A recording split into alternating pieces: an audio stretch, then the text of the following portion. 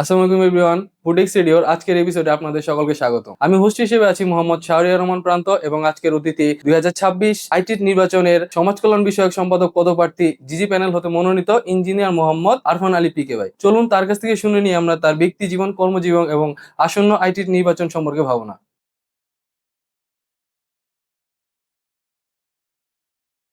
আসসালামু আলাইকুম ভাই। ওয়ালাইকুম আসসালাম। ভাই আপনাকে বুটিক স্টুডিওতে স্বাগতম। ধন্যবাদ। কেমন আছেন ভাই? আলহামদুলিল্লাহ আমি ভালো আছি। তোমরা সবাই ভালো আছো? জি আলহামদুলিল্লাহ ভালো। ভাই প্রথমে ভাইয়া আপনার কাছ থেকে আমাদের দর্শক শ্রোতাদের পক্ষে আপনার পরিচয়টা যদি। আসসালামু আলাইকুম। আমি ইঞ্জিনিয়ার মোহাম্মদ আরফান আলী পিকে, বুটেক্স 34 ব্যাচ। আমি বুটেক্স থেকে গ্র্যাজুয়েশন সম্পন্ন করেছি। এর পাশাপাশি আমি আইবিএ ঢাকা বিশ্ববিদ্যালয় থেকে পিজিডি সম্পন্ন করেছি।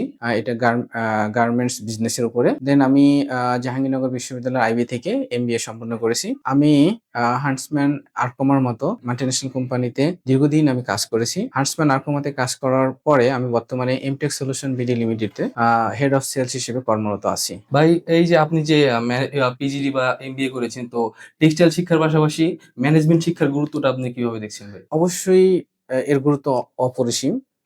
আমরা সবাই জানি যে আমরা ইঞ্জিনিয়ার। অ্যাকচুয়ালি প্রকৌশলীরা টেকনিক্যাল পার্টটা দেখে, জি। দক্ষ টেকনিক্যাল সাইডে। আসলে ম্যানেজমেন্ট সাইডের জন্য ম্যানেজমেন্ট শিক্ষাটা অত্যন্ত জরুরি। এই পারপাস থেকেই আমার পিজিডি আর এমবিএ করা। আবার পাশাপাশি যারা যেসব প্রকৌশলী ব্যবসা করতে চায়, ব্যবসায়িক একটা ধারণার জন্য হলো এমবিএ করা উচিত। আসলে আমরা দৈনন্দিন যে কাজকর্মগুলো করি, আমাদের যেই কর্মক্ষেত্র আছে, জি। এগুলো সবকিছুই কিন্তু এমবিএ এর আন্ডারে। কিন্তু আমরা জানি না।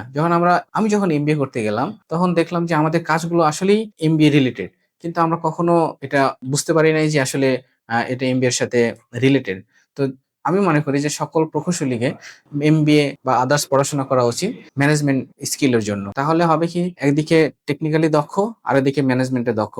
তাহলে সেই প্রকৌশলী দ্রুতই তার ক্যারিয়ারের সর্বোচ্চ আসনে অধিষ্ঠিত হতে পারবে। জি ভাই, আপনি একটু আগে বললেন যে আপনি আরক্রোমা এবং হান্টসম্যান এর মতো আন্তর্জাতিক সংগঠনগুলোতে ছিলেন।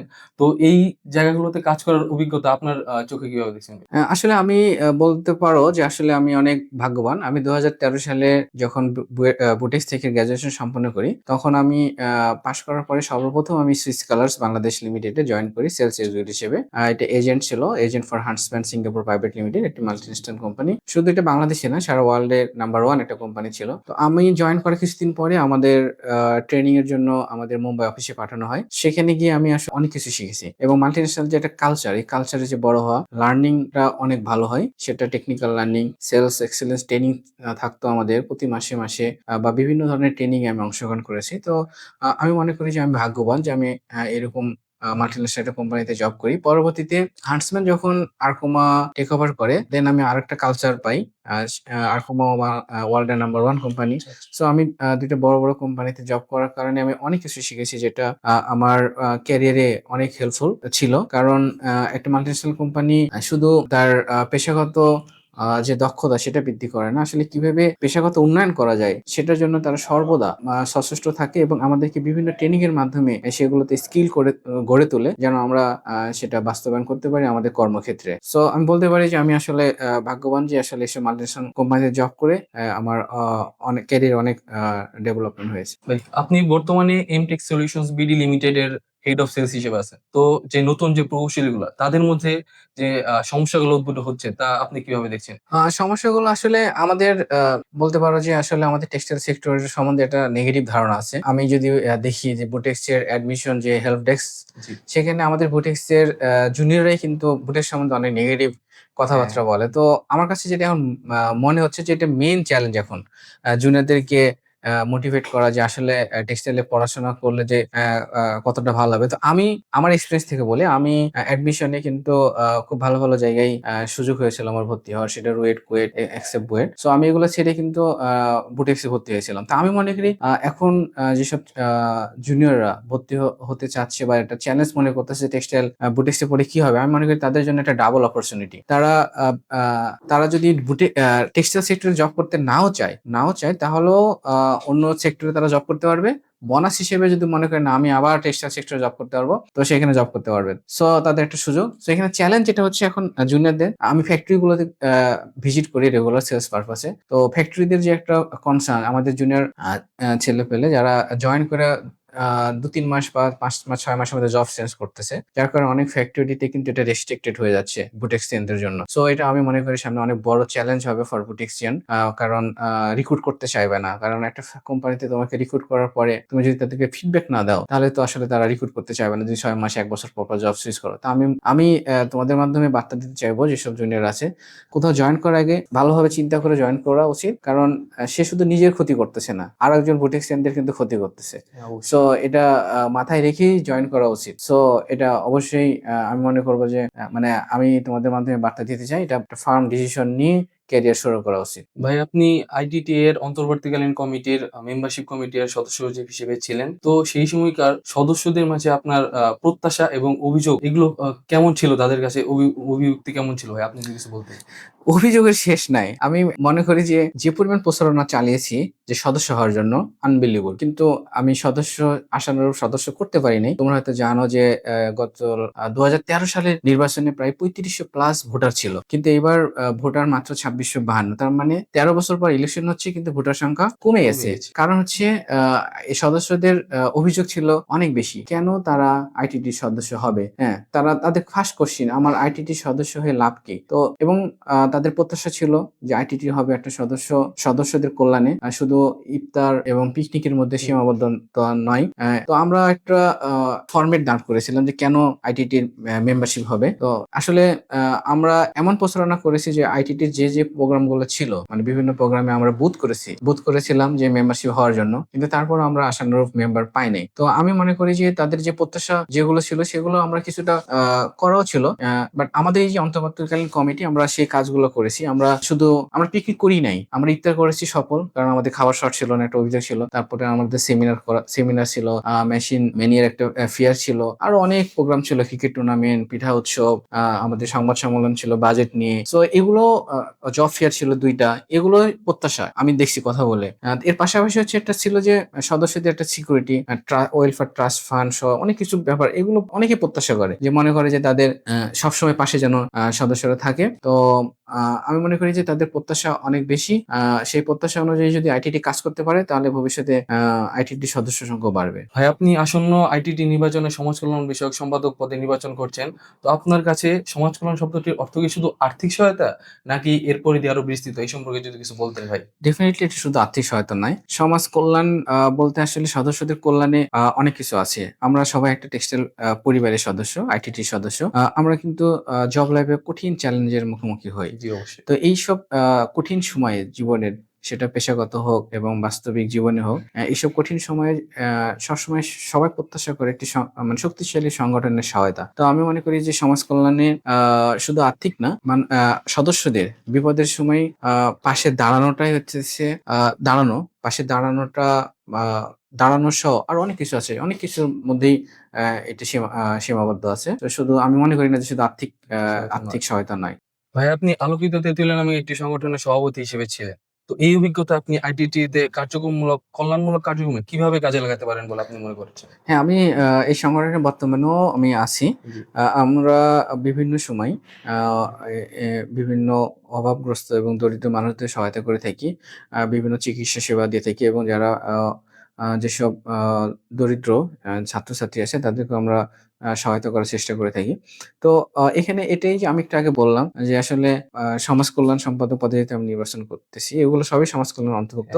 সো এগুলোর মানে ইফেক্ট আইটিটিতে আসবে। যেহেতু আমি সামাজিক এবং মানবিক দিকগুলো নিয়ে কাজ করে যাচ্ছি, তো অবশ্যই আমার এই সংগঠনের অভিজ্ঞতা আইটিতে কাজে লাগবে। জি, ধন্যবাদ আপনাকে। ভাইয়ার পরবর্তীতে COVID-19 সময়কালে আ আ টেক্সটাইল ইঞ্জিনিয়ারিং ফোরামের কার্যক্রম সম্পৃক্ত ছিলেন। তো এই ক্ষেত্রে পেশাজীবী সংস্থাগুলোর যে ভূমিকা ছিল সেটা আপনি যদি কিছু বলতেন ভাই এ সম্পর্কে? হ্যাঁ, ডেফিনিটলি আসলে এটা আমাদের ওই সময় খুব একটা চ্যালেঞ্জিং টাইম ছিল। কোভিড 19 ম্যাটার্স কনভেনিং কমিটি নামে একটা কমিটি হয়েছিল আমাদের আচ্ছা। টেক্সটাইল ইঞ্জিনিয়ার্স ফোরাম থেকে। সেই কমিটির আমি যুগ্ম সদস্য সচিব ছিলাম। আসলে ওই সময় আ আ যদি চিন্তা করে দেখো, তখন কিন্তু মানুষজন ঘর থেকে বের হতে পারত না। কারো সাথে দেখা করত না। ইভেন আমরা এমনও পত্রিকায় দেখেছি যে নিজের মানে ওয়াইফ হাজবেন্ডকে ফেলে রেখে চলে গেছে, বাবা মাকে ফেলে রেখে সন্তানরা চলে গেছে, মানে ভয়ে। তো সেই মুহূর্তে আমরা আমাদের টেক্সটাইল ইঞ্জিনিয়ারদের জন্য কাজ করে গেছি। সেটা আমরা তখন কিন্তু টেস্ট করাটা অনেক ডিফিকাল্ট ছিল। তো আমরা হসপিটালের সাথে একটা কোলাবোরেশন করেছিলাম যে আমাদেরকে পাইরোটিভিসিটি টেস্ট করানো, সিলিন্ডার সাপ্লাই এবং টেলিমেডিসিনের সুবিধা ব্যবস্থা করেছিলাম।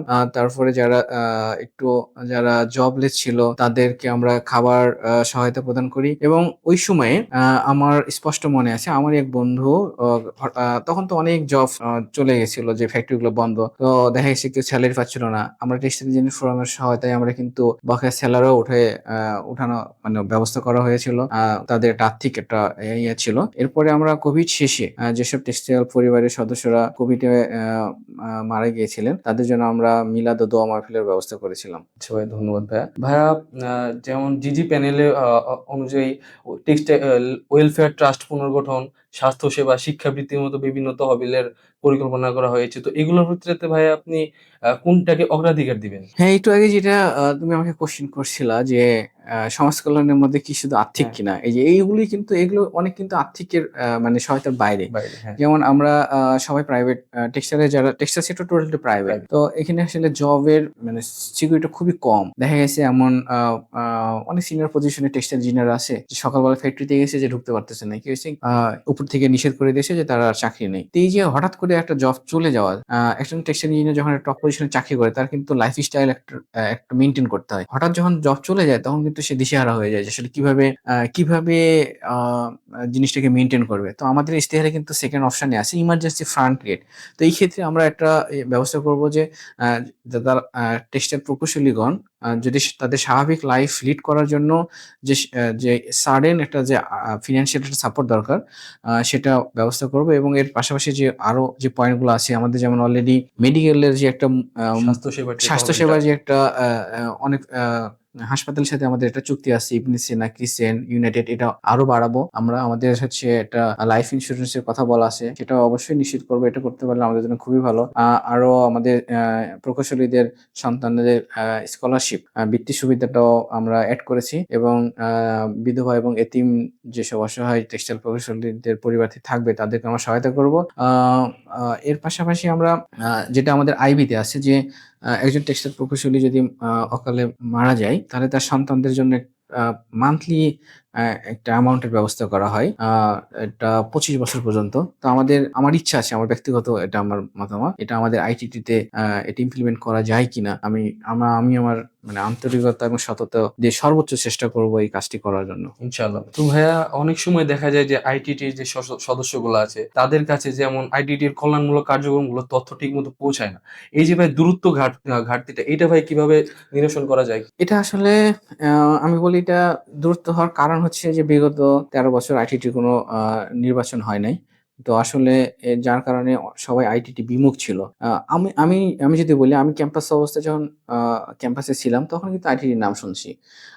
তো বিগত দিনে আসলে এই যে একটা গ্যাপটা তৈরি হয়ে গেছে যে আসলে আইটিটি একটা নেগেটিভ ধারণা ছিল। তা আমার কাছে মনে হয় যে আমাদের যে অন্তর্বর্তীকালীন কমিটি ক্যাম্পাসের সাথে যেভাবে ওয়েল কানেক্টেড, এখন আমার মনে হয় না যে স্টুডেন্টরা আইটিটি সম্বন্ধে জানে না। আমার মনে হয় জি। সবাই এখন জানে। এই যে একটা এই কানেকশনটা তৈরি হয়েছে, আমি মনে করি যে এটা ধরে রাখা উচিত। এবং এটা নিয়ে আমি একটা এই সুযোগে বলে নিই, জি, জি, অবশ্যই। এই যে বড় ভাইরা ক্যাম্পাসে গেলে এই অনেক স্টুডেন্ট যারা নরমাল, আমি বলবো নরমাল স্টুডেন্টরা বিশেষ করে মানে আমি দেখছি সোশ্যাল মিডিয়াতে অনেক নেগেটিভ মন্তব্য করে। আমি মনে করি এটা পজিটিভলি নেওয়া উচিত। বড় ভাইদের সাথে যত কানেকশন থাকবে, ক্যাম্পাসে যত সিনিয়ররা যাবে, হ্যাঁ, তত কিন্তু জুনিয়রদের জন্য ভালো। এটা নেটওয়ার্কিং তৈরি হয় এবং এটা জব ক্ষেত্রে এবং ভবিষ্যতে কাজে লাগে। তো আমি মনে করি এটা পজিটিভলি নেওয়া উচিত সব জুনিয়রদেরকে। হ্যাঁ? জি, অবশ্যই। হ্যাঁ, অনেক সময় দেখা যায় যে এই যে তরুণ যে টেক্সটাইল ইঞ্জিনিয়ার গুলো মাত্র বিএ গ্রাজুয়েট, তারা আহ, এই আইটির সদস্য পদে চেয়ে নিজের কেরিয়ারকে বেশি মূল্যায়ন দিয়ে থাকে। তো ভাই, তাদেরকে এইটার সাথে সংযুক্ত করার জন্য ভাই আপনি কিভাবে কি পদক্ষেপ নিতে পারেন বা পরামর্শ দিতে পারেন, এরকম কিছু যদি বলতেন। হ্যাঁ, না আসলে তো আহ একটা সদস্য পদ হওয়ার জন্য তো ক্যারিয়ার বিসর্জন তো দরকার নেই। ক্যারিয়ারে ফোকাস থাকো। কিন্তু ক্যারিয়ারে ফোকাস থাকলেও সদস্য হওয়া উচিত আমি মনে করি। যেটা আমি একটু বললাম যে সমাজ কল্যাণের আর্থিকের পাশাপাশি যে আমাদের আরো যে তহবিল গুলো হ্যাঁ, আছে। তহবিল শুধু না, যে সিকিউরিটি, যেন জব প্লেসমেন্ট এবং রিক্রুটমেন্টের ক্ষেত্রে আমরা একটা জব পোর্টাল করতে পারি। আসলে এই যে ইনিশিয়ালি যে মেম্বার হতে চাচ্ছে না, যদি আইটিটির মাধ্যমে যদি এমন করা হয় যে এখান থেকে চাকরি পাবে, মানে একটা চাকরির সুযোগ থাকে, আমাদের যদি কানেকশন করতে পারি, তাহলে কিন্তু অটোমেটিক মেম্বার হবে। এমন হলো যে না, মেম্বার না হলে চাকরি আমরা আগে মেম্বারদেরকে প্রায়োরিটি দিব, তখন অটোমেটিক কিন্তু মেম্বার হবে। আরেকটা হচ্ছে যে জব সিকিউরিটি প্লাস হচ্ছে আ এ এ তুমি পেশাগতভাবে ধরো তুমি কোথাও চাকরি করতে পারো। কিন্তু তোমার যদি একটা সংগঠন থাকে তাহলে তুমি একটা কিন্তু স্ট্রেংথ পাবা। হ্যাঁ, যোগাযোগ থাকলে জবের ক্ষেত্রেও যেমন পাবা, তখন তুমি আসলে এখান থেকে বেনিফিট যদি পাও সংগঠন থেকে, তাহলে তুমি অটোমেটিক কিন্তু সদস্য হতেই চাবা। সো এটা আমার মনে হয় যে আইটিটি যদি তার কাজগুলো সঠিকভাবে করতে পারে, তাহলে অটোমেটিক কিন্তু তারা সদস্য হবে। হ্যাঁ ভাই, অবশ্যই ভাই।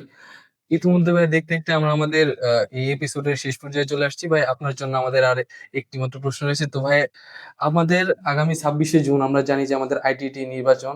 তো আপনি তাদের সদস্যদের কাছে পৌঁছানোর জন্য কি বলতে চান তাদের কাছে এই নির্বাচন সম্পর্কে? হ্যাঁ, আসলে দেখো, একটা সংগঠন শুধু তার কার্যক্রমের মধ্যে সীমাবদ্ধ নয়। আসলে সংগঠনের সদস্যদের সুখে দুঃখে পাশে দাঁড়ানোই প্রকৃত সংগঠনের মানে কার্যক্রমটা ফুটে ওঠে।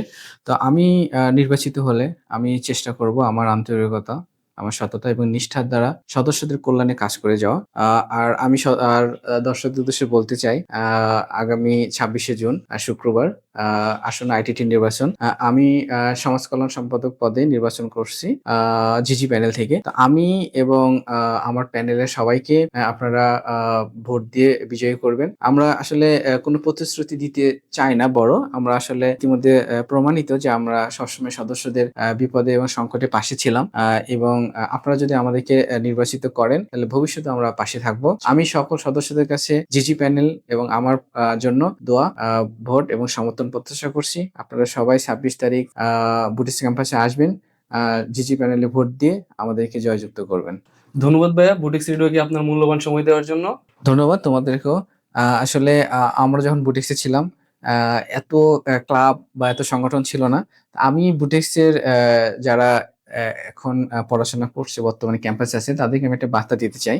তোমরা পড়াশোনার পাশাপাশি সংগঠনের সাথে আ আ জড়িত থাকবা বা কাজ করবা। কারণ আমি দেখেছি আমার কর্মজীবনে যারাই সফল এবং বড়, বড় নাম, তারা সবাই বুটিক্সের কোনো না কোনো সংগঠনের সাথে জড়িত ছিল।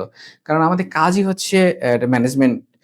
সো একটা ম্যানেজমেন্ট সামলানো। ম্যানেজমেন্টে যে যত ভালো করতে পারবে সে তত ক্যারিয়ার ভালো করবে। তো আমার উপদেশ আরকি, যতটুকু সময় পাওয়া যায় পড়াশোনার পাশাপাশি যেকোনো সংগঠনের সাথে জড়িত থাকি। নিজের ভবিষ্যৎ ক্যারিয়ারে সর্বোচ্চ আসনে আসীন হওয়ার জন্য হলেও সংগঠন করা উচিত।